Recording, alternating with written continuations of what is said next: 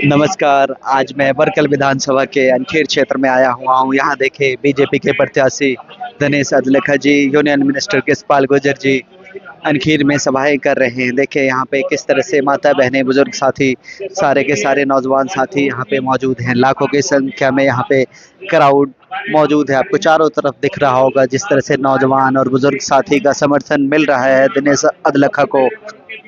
ऐसा लग रहा है कि कोई भी नहीं यहाँ पे उनके टक्कर में है। देखिए यूनियन मिनिस्टर जी आपके सामने, दिनेश अदलेखा से कुछ चुनावी चर्चा चल रही है इन दोनों के बीच में। अभी उनका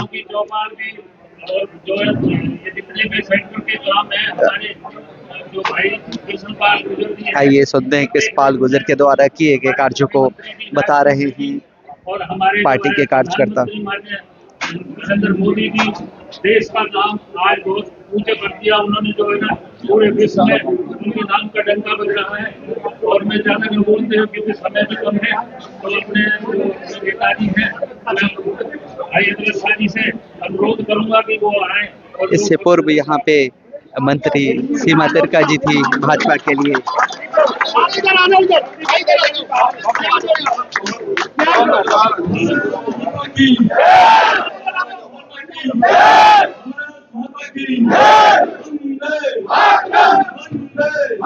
अदलेखा जी हमसे आगे पहुंच गए हैं।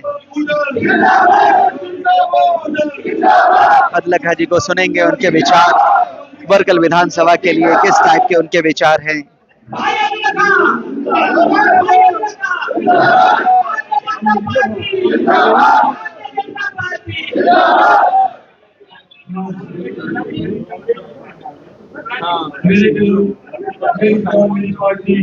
दिनेश अदलेखा जी के संबोधन को सुनेंगे शांति के साथ। मेरे को चौधरी कृष्णपाल गुर्जर मेरे पिता मेरे राजनीतिक गुरु, मैं 3 साल से शासन के खिलाफ जीतता रहा था।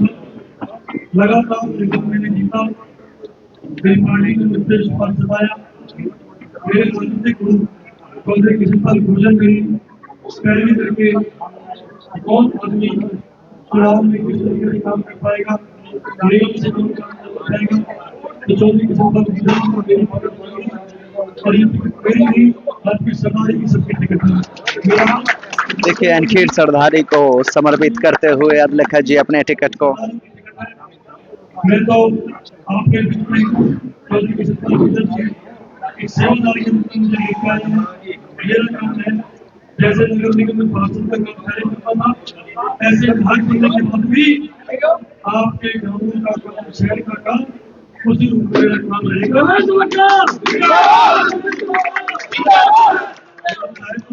ये बन जाएगा परंतु काम मुझे भाषण वाले ही करने, क्योंकि आपके साथ क्षेत्र नगर निगम के क्षेत्र है। आपको सब लोगों से आगे 5 तारीख को कमल का बटन दबा देना और अपने बच्चे को विधायक बनाना। आप सेवादार पाओगे, आपके गांव में सदा चौधरी कृष्णपाल गुर्जर का नाम रखा है। मैं भी उनकी माला का एक मानता हूँ। मुझे जो कुछ भी आज मिला है, जो कुछ भी मेरे पास है, वो मेरे राजनीतिक गुरु चौधरी कृष्णपाल गुर्जर की देन है।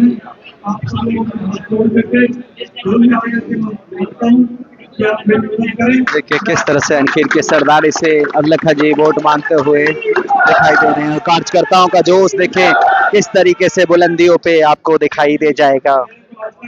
नगर निगम में सड़कें बनाना, नाली बनवाना, पार्क बनाना, लाइट बदलवाना, यही काम किए। पहले मेरे पे वार्ड था, अभी बहुत बड़ा इलाका हो जाएगा, काम नहीं कर रहे।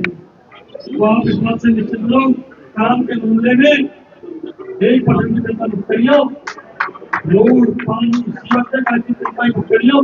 क्या काम कहोगे और क्या कहोगे उसके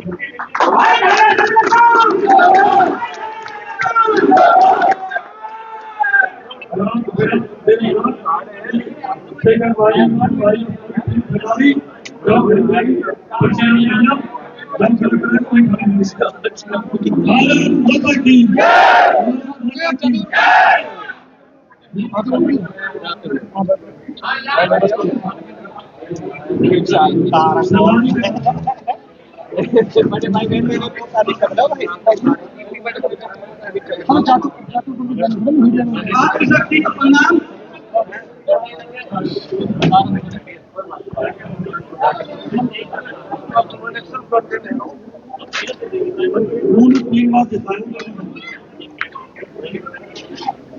देखिए मातृशक्ति का किस तरीके से अधलखा जी आशीर्वाद लेते हुए आपको दिख जाएंगे। यहाँ पे नीचे की तरफ माताएं बहनें बुजुर्ग सबके सब यहाँ पे पहुंचे हुए आपको दिख जाएंगे।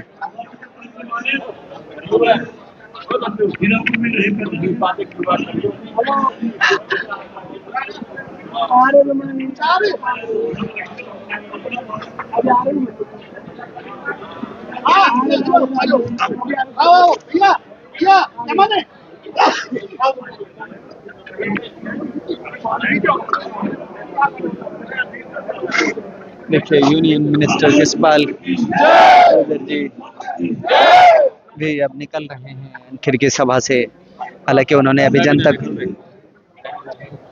अभी वो भी जनता को संबोधित करने के लिए चौपाल से नीचे की तरफ वो आते हुए दिख जाएंगे।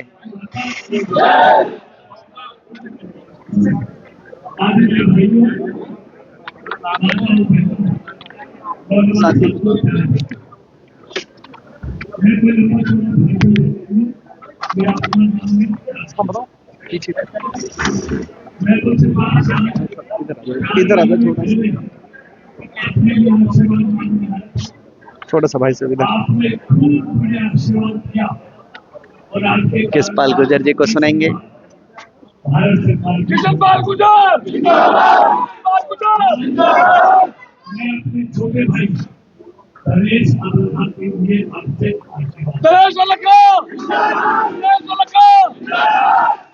मैं कोई देश की अपने दिलीप की सारे विकासों की बात अनखीर और मेरवा में मेरे में कोई बात नहीं। जब मेरवा में सीवर डलवाई तब अनखीर में डलवाई, जब मेरवा में दोबारा डलवाई तब अनखीर में। यशपाल गुर्जर जी ने अपने द्वारा किए गए कार्यों को जनता को बीच बताया। लेकिन मैं अपनी तरफ से क्यों आपको किसी बात की चिंता नहीं करनी। हमें दूसरी बात करना, जब से आपने मुझे आशीर्वाद किया फरीदाबाद का नक्शा बदलना है, हाईवे से लेकिन 25 साल आपने पड़ोस में ये मौका दिया, 10 साल मिनिस्टर रहना, 15 साल और ऐसा भी मिनिस्टर भी किसके रहे, बिजली मंत्री भी रहे और लोकल बॉडी मिनिस्टर रहे। जब बिजली मंत्री रहे तो बिजली जाती ज्यादा थी, आती आप सबने देखा 2014। और जब नगर निगम के मंत्री रहे तो सड़कों की और सीवर की क्या हालत थी आप सब जानो। और फिर आप तो गिल्ला जब करोगे, आज वो कहते हैं हाथ बदलेगा हालात। आप नवादा चले जाओ, हालात देख लो, अपने गांव के हालात नहीं बदले, अनखीर के तो तब बदलता। जाके देखो मेरे कहने से, जहां रहता है 25 साल से सैनिक कॉलोनी में, वहां के हालात नहीं बदले, वहां की 25 करोड़ की सड़कें भी हमने इन 10 सालों में बनाई है। आप पता कर लेना, मेरी मत मानना।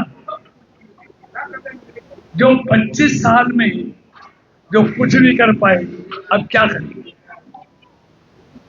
सिर्फ झूठ बोलना, लोगों को धोखा देना, ये कांग्रेस की परंपरा है। मेरी माताएं बहनें खड़ी हैं, आज उनका गारंटी पत्र है हमारा संकल्प। वो कह रहे हैं कि हमारी सरकार बनाओ, 2000 रुपए हर बहन के खाते में भेजेंगे। हमने भी कहा 2100 भेजेंगे, लेकिन मोदी जी ने किसानों के खाते की बात की। साल में 6000 रुपये भेजता खाते में, 5 लाख तक का गरीब का इलाज हो, 5 किलो हर महीने अनाज हो, गैस का सिलेंडर हो, 10 करोड़ महिलाओं को शौचालय हो, सस्ती दवाई हो, जो कहा पूरा किया। मैं यह अंतर बताना चाहता हूं, आपने मदारी देखा ना? मदारी खेल दिखाता है, बंदर बंदरिया को नचाता है, ऐसे ही बताताओं को नचाते हैं, झूठ बोलते हैं। और जब खेल खत्म हो जाता है, सब पैसे फेंक देते हैं, मदारी उठा लेता है और डुगडुगी बजाता है, खेल खत्म और पैसा। यही ये कांग्रेस करती है। अभी 2 साल पहले हिमाचल का चुनाव हुआ, पता कर लेना। मेरी बात झूठी हो तो बेशक वोट उनको दे देना। इन्होंने हिमाचल की बहनों से वादा किया कि हमको वोट दो, सरकार बनाओ, हर महीने 1500 रुपए तुम्हारे खाते में, 300 यूनिट बिजली फ्री देंगे। आज 2 साल हो गए, 2022 से 2024 हो गया। हर महीने मेरी माता बहन बैंक जाती है, ये पता करने के लिए अब तो आ गए होंगे, लेकिन वहां से निराशा लेके उठती है। 2 साल हो गए, एक कौड़ी उनके खाते में नहीं गई। 300 एक यूनिट बिजली फ्री नहीं। दूसरी तरफ हमारी बीजेपी की सरकार मध्य प्रदेश में है। 6 साल पहले शिवराज सिंह चौहान ने कहा, मैं अपनी लाडली बहनों के खाते में हर महीने 2000 रुपए भेजूंगा। पूरे 5 साल 1 करोड़ बहनों के खाते में 2000 रुपया भेजे। और जब चौथी बार जीते हैं तो उन्होंने गारंटी दी थी कि अब हम 3000 भेजेंगे। वहां भी पता कर लेना, 3000 रुपए महीने हर बहन के खाते में, माता के खाते में आते हैं। तो ये अंतर है। और हमने कहा 2100 भेजेंगे, तो मैं अपनी माताओं बहनों से कह के जा रहा हूँ, 2100 आएंगे। जैसे मध्य प्रदेश में आते हैं, ऐसे हरियाणा में भी।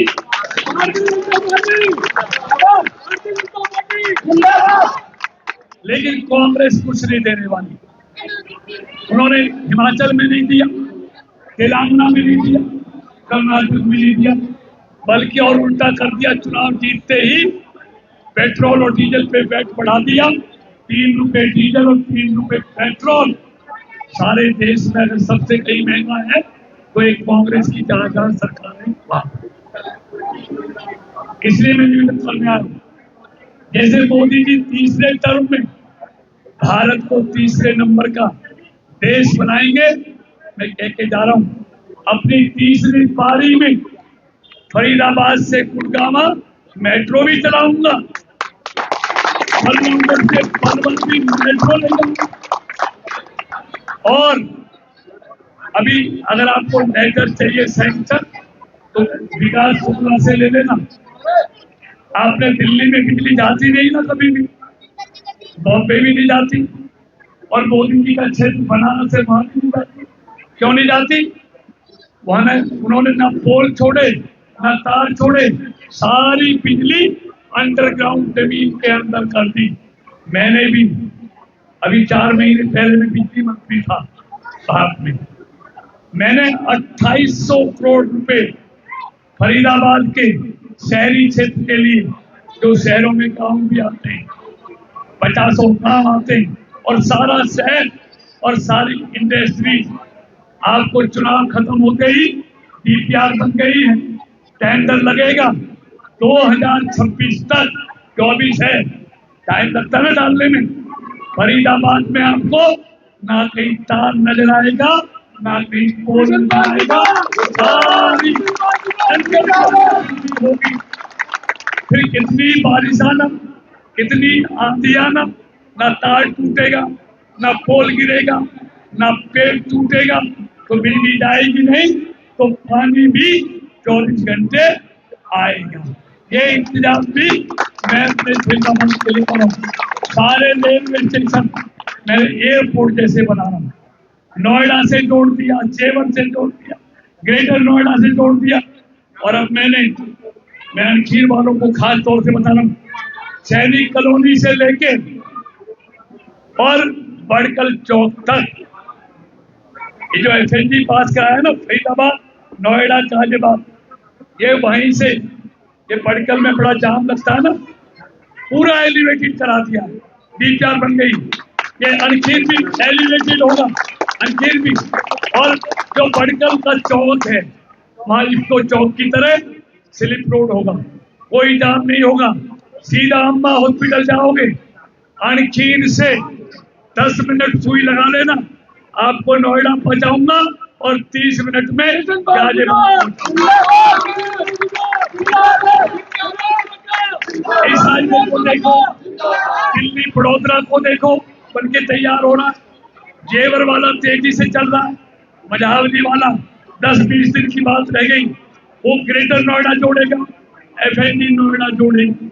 और मैं आपको लिख के दे रहा हूँ, तो दिल्ली बड़ोदरा मैंने निकलवाया मुसा रोड से 500 मीटर की दूरी पर, इसमें 50-50, 100-100 किलोमीटर पर उतार चढ़ाव होते। भाई 2 मिनट भाई, हेलो, हे भाई।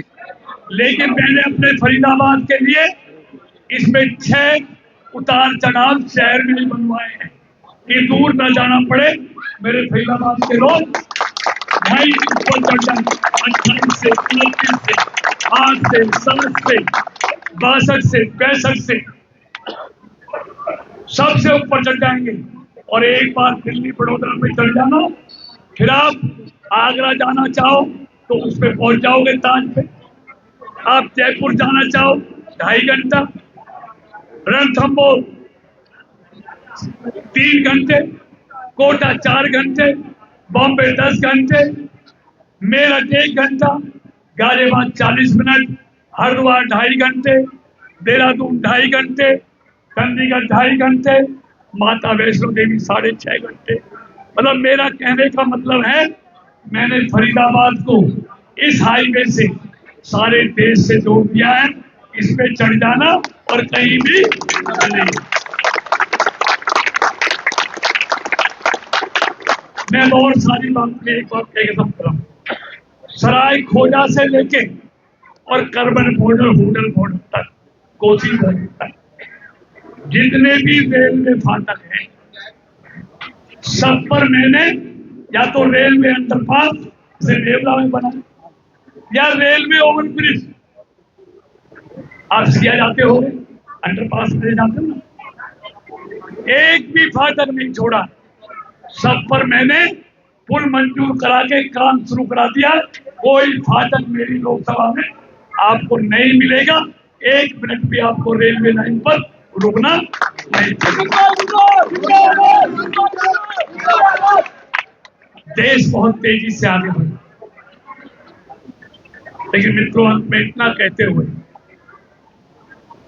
कि आज भारत तेज जैसी से आगे बढ़ रहा है, जो भारत विरोधी ताकतें हैं, जो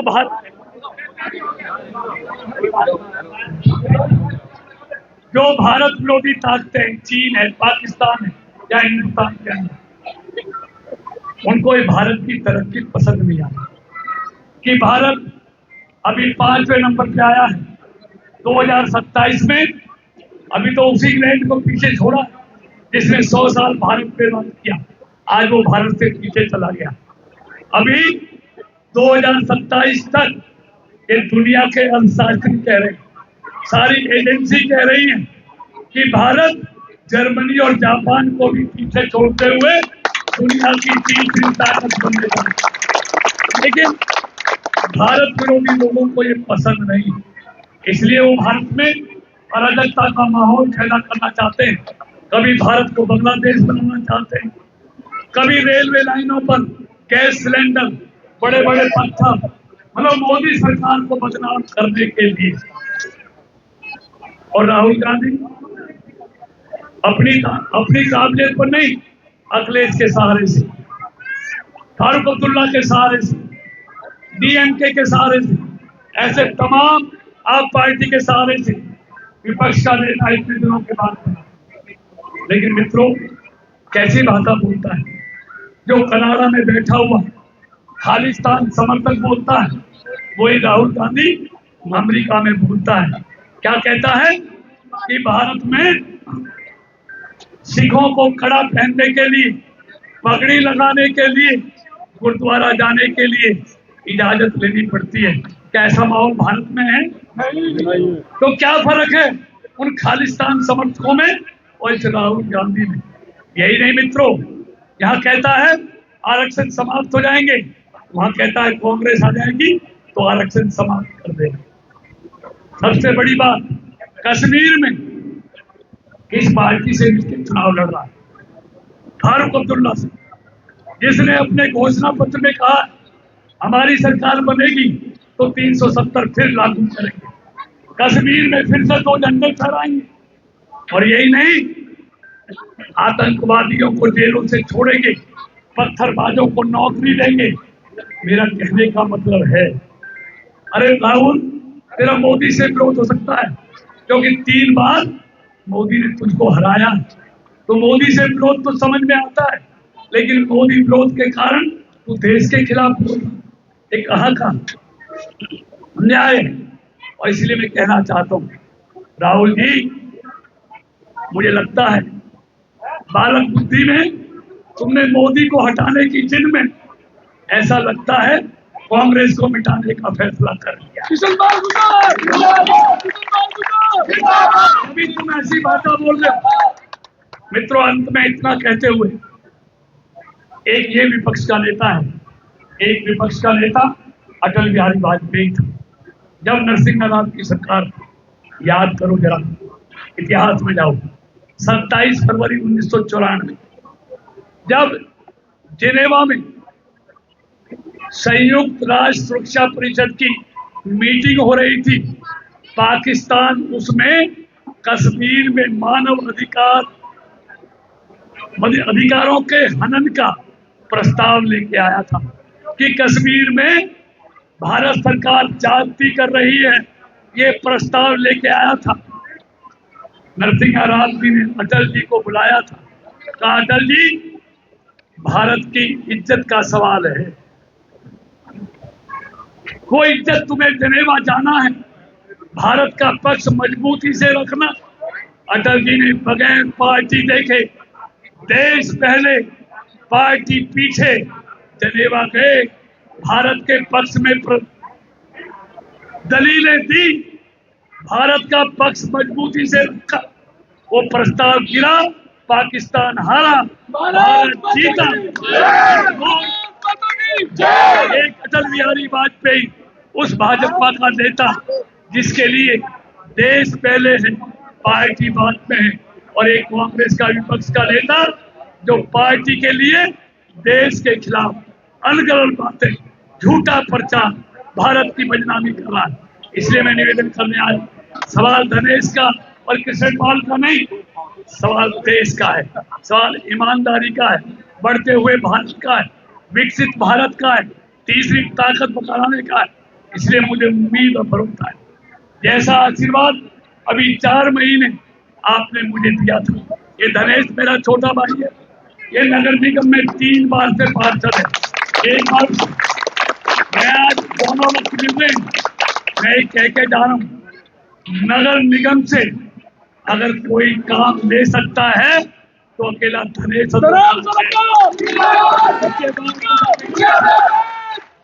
इसलिए मुझे पूरी उम्मीद और भरोसा है कि मुझसे भी ज्यादा वोट अनखीर गांव में कमल के फूल का बटन दबाएंगे और धनेश अदलखानी को विजयी बनाएंगे।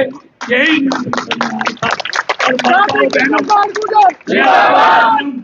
हम कांग्रेस के लोग नहीं हैं।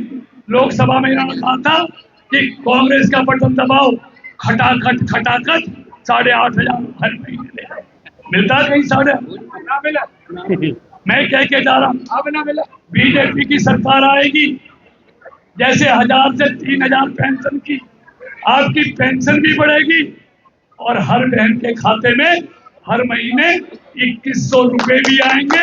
मैं लेके जा रहा हूँ। बहुत बहुत धन्यवाद। भारत माता की जय। भारत माता की जय। भारतीय जनता पार्टी जिंदाबाद। गणेश अदलखा